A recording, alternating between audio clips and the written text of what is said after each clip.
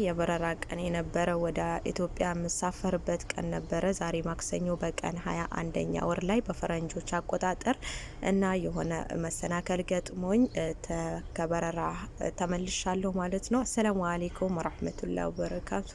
ውድና የተከበራችሁ ውድ የሷሊሃ ቤተሰቦች እንዴት ናችሁ? እንዴት ቆያችሁ? ከኔ ጋር ሁሉ ሰላም ነው አልሐምዱሊላህ። እንግዲህ በዚች ወር ከመጀመሪያ ጀምሮ እስካሁን ድረስ በዚች ወር ሀገር እንደምገባ ነግሬያችሁ ነበረ። እንግዲህ አልተጠራሁም እየጠበቅኩኝ ነው እያልኳችሁ ነበረ። በቀን 16 ለ18 ተጠርቼ ነበረ። 18 ተጠርቼ ሲሄድ የገጠመኝ ነገር ሌላ ነው። ለዛሬ ትኬት ቆርጬ ለዛሬ ማክሰኞ ማለት ነው። ከዛ በተጠራሁት በቀን 18 ሲሄድ የገጠመኝ ነገር ምንድነው? አጋጣሚ ሆኖ እኔ የሰጠኋቸው ፓስፖርት ሙሉ ሱሚ እንዳለ ሆኖ እነሱ ደግሞ በስተት የስፔሊንግ ስተት ገጥሟቸው ያው የአያቴ ስም ተቀይሮ ነበረ።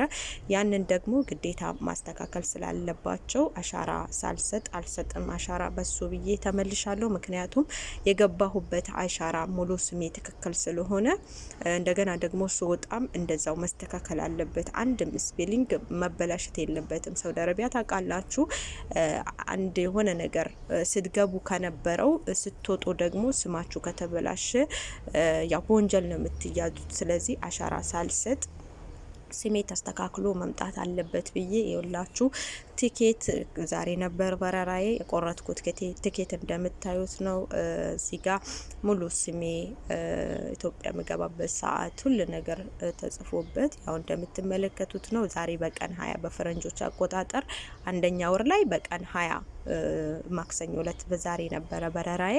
ያው እንዳልኳችሁ በዚህ ምክንያት አሻራ ሳልሰጥ ቀርቼ ወረቀቴ ተስተካክሎ መምጣት አለበት። በዚህ አሻራ ከሰጠሁኝ ያው በወንጀል ስለምያዝ ያው እንደዛ ስላቸው እኔ አልሰጥም ስላቸው እነሱም ትክክል ነሽ ብለው ወረቀቱን እንደ አዲስ ማለት ነው ያኔ እዛ ያለውን ስፔሊንጉን አስተካክሎ ማለት ወረቀቶቼ ፋይሎቼ ወደ ሺሜሲ ስለገቡ ያው አሻራ ልሰጥ በዛ በኩል ደግሞ ከመንግስት በኩል ተያይዞ ወደ ሺሜሲ ገብቷል።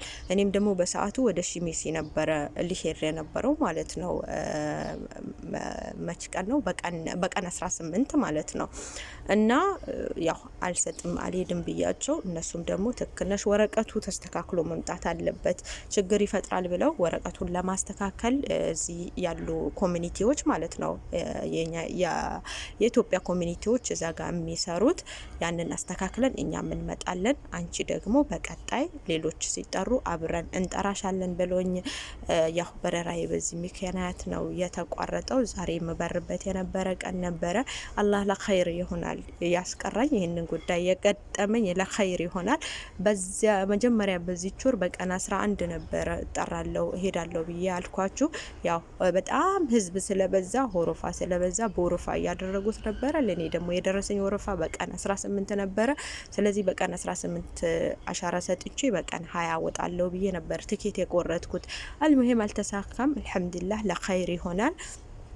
ያው አሁንም ደግሞ ጨርሰው ይጠሩኛል ብዬ ተስፋ አደርጋለሁ። ቀድም ደውዬለትም ነበር ኢንሻአላህ ይስተካከላል እንጨርሳለን ብሎኛል።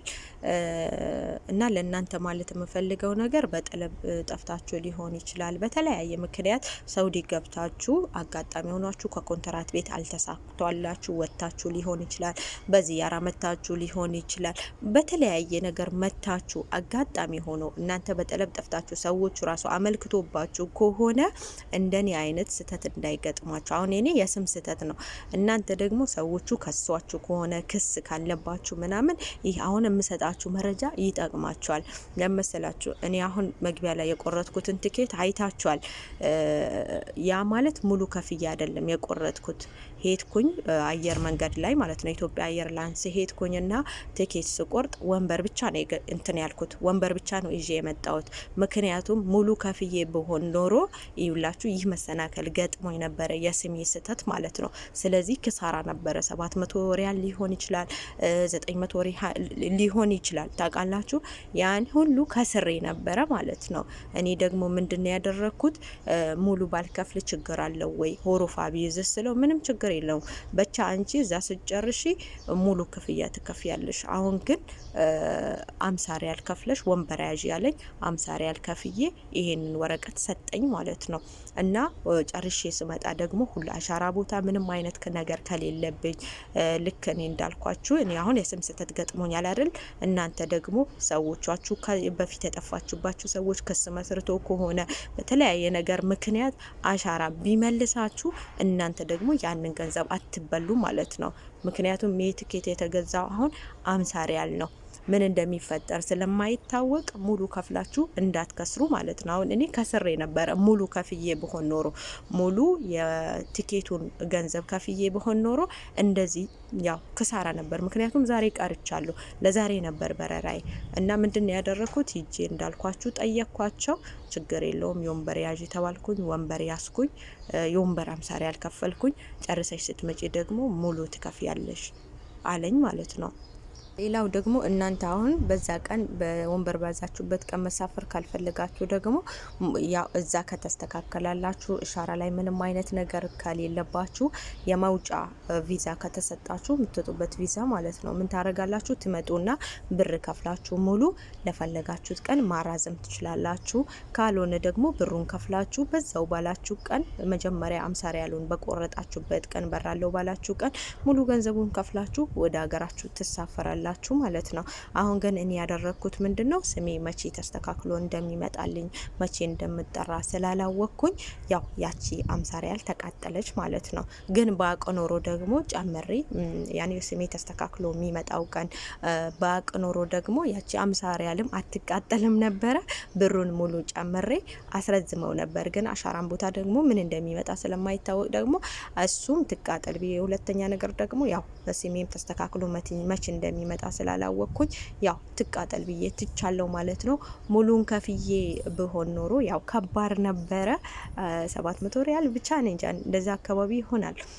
እና ያው ለእናንተ ይጠቅማችኋል። ብዙዎቻችሁ አጋጣሚ ሆኖ ትኬት ቆርጣችሁ በዚህ ቀን ደግሞ ኤምባሲ አሁን ላይ በኮንትራትም የጠፋችሁ በምንም